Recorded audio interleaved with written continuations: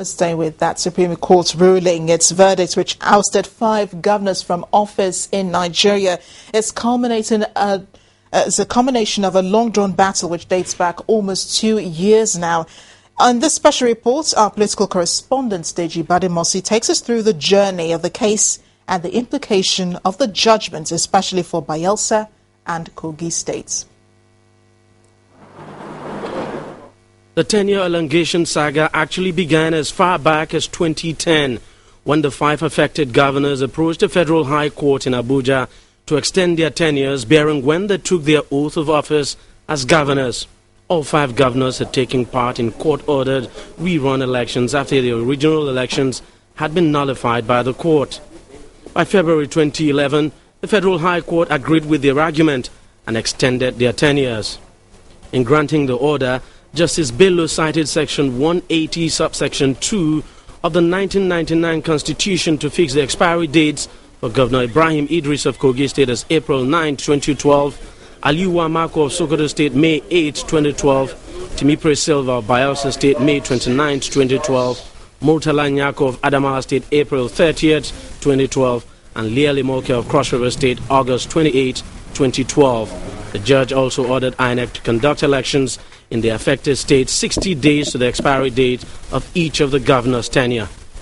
But INEC, which had by this time issued a notification that it was going to organize governorship election in the affected states in April 2011, appealed against the High Court ruling. That appeal failed, as the higher court upheld the verdict of the lower court. Still not satisfied, INEC headed for the Supreme Court, where the case has now been resolved in its favor.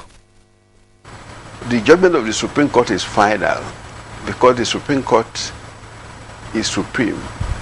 And the Supreme Court's judgment is supreme because it is final. There is no further appeal. It has to be accepted and respected by all Nigerians. Judgment merely says that, look, their terms have ended. But having ended, they cannot just pack and leave the office.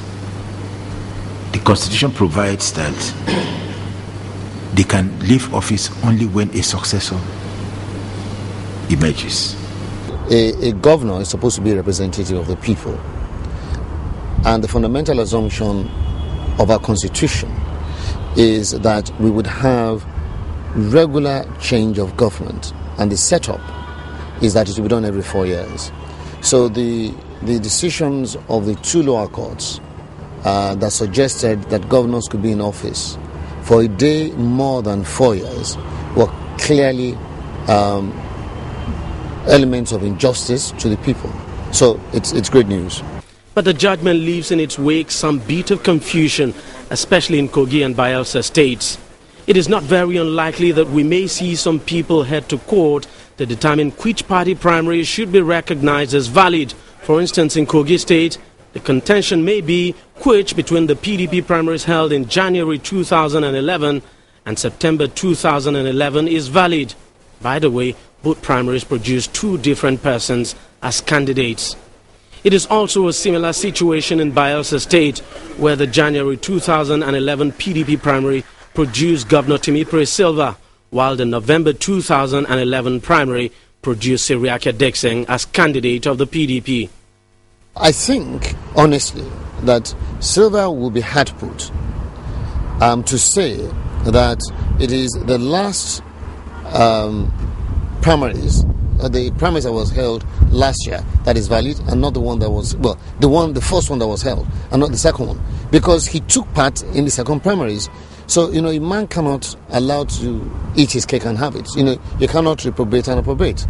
He can't blow hot and cold.